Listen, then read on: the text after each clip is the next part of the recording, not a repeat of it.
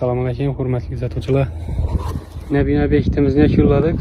Yani işlerini ayna ramlarına 5212 oplası işlep verdik.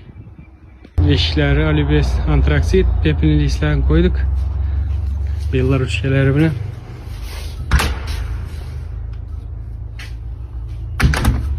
Açılıp yapışlar zor.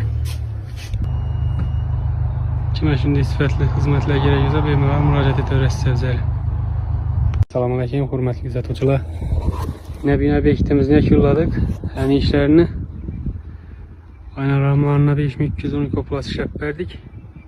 Eşikleri alübes antraksit pepinli islerini koyduk. Bellar uçkeleri bile.